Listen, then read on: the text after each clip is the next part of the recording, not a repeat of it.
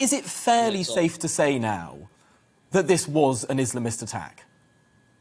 Well, I think that there needs to be further investigations in terms of looking at the ideological motivations.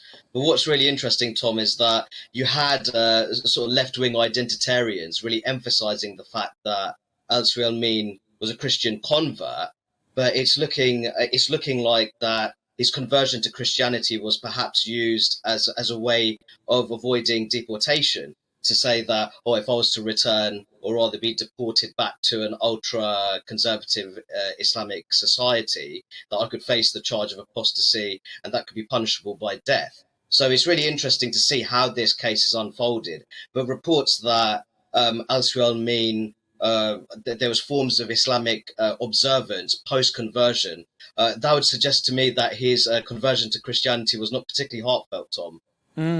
So you're suggesting there that potentially this was a feigned conversion rather than a conversion and then a conversion back again, which I suppose is another possibility.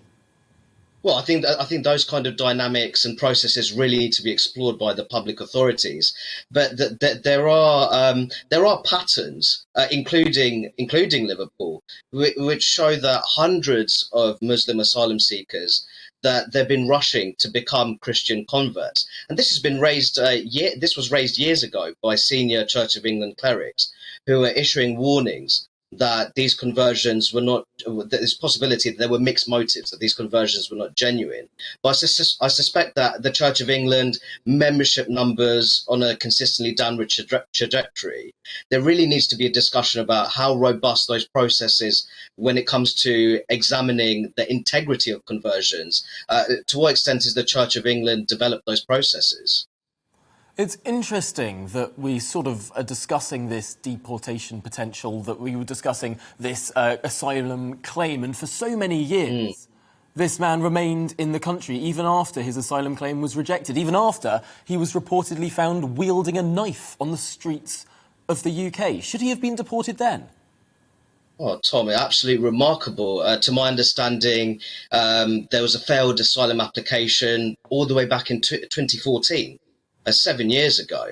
And then, of course, as you mentioned, this particular individual was sectioned under the Mental Health Act for a period of 6 months over a knife-related incident. So when much of the British public, as their awareness heightens over this particular case, it will be understandable for them to consider this to be a fundamental systems failure, and that our asylum system at the moment is dysfunctional.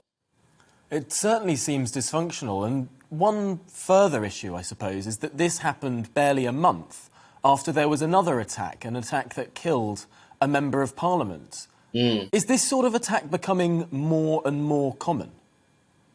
Well, I think that when we're looking at these kind of attacks, I think firstly we need to be open about discussing the potential ideological motivations.